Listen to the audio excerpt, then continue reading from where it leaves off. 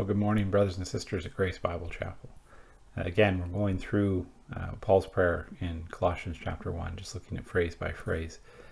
First, we looked at just Paul's attitude, his commitment to prayer, in how he, from the day he heard the good report of the Colossians, he had not ceased to pray for them.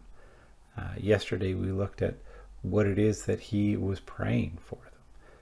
Very specifically, that they be filled with the knowledge of God's will, that they be filled with the knowledge of what God has done for them, his love for them, who Jesus Christ is. All of that is encapsulated in the will of God, the grand plan of salvation.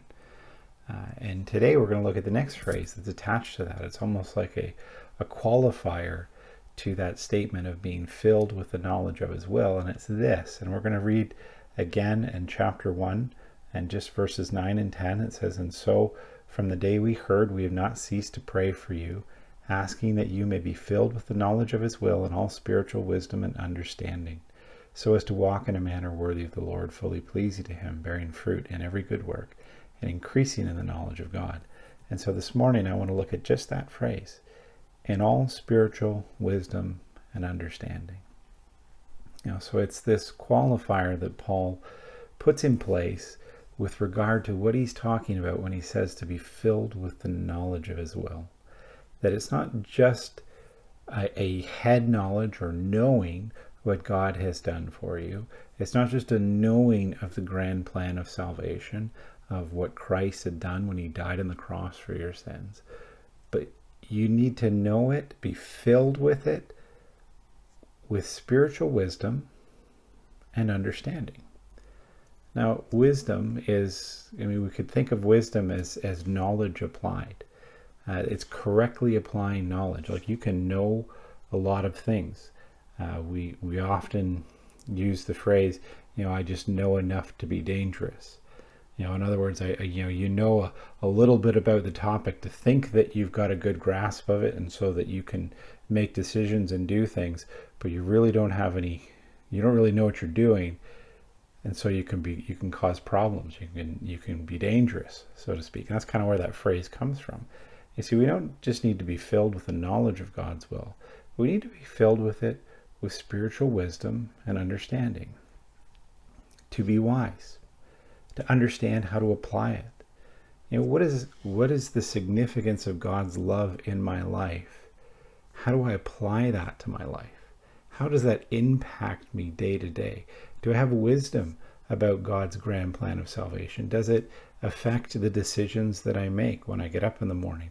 Does it affect my prayer life? Does it affect my relationships with the people around me? Do I know how to apply it? Do I understand the significance of it? And it's significant that Paul states here that it's spiritual wisdom and understanding, not worldly wisdom and understanding. This isn't just a matter of having some kind of logic or just being, it's not like we need to have an IQ of 100 and whatever to be able to fully parse out these things and understand these things. No, it's a spiritual wisdom. It's a wisdom that comes from God. It's a wisdom that comes from the Spirit of God that is indwelling each and every one of us. And so that's what we need. That's what we need to pray for.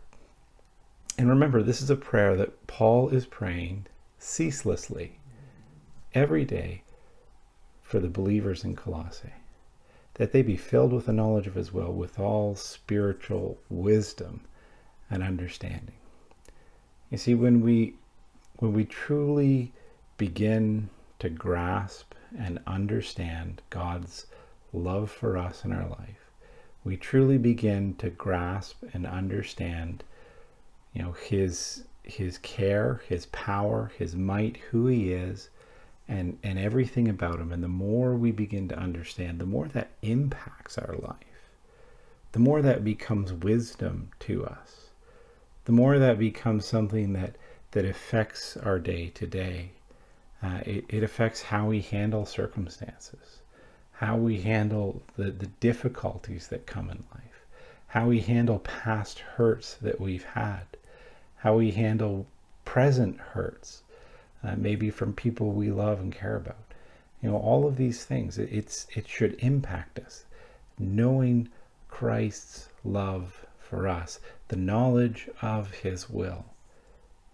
There should be a wisdom that comes with it. There should be an understanding that comes with it. And this is something that we continually need to pray for.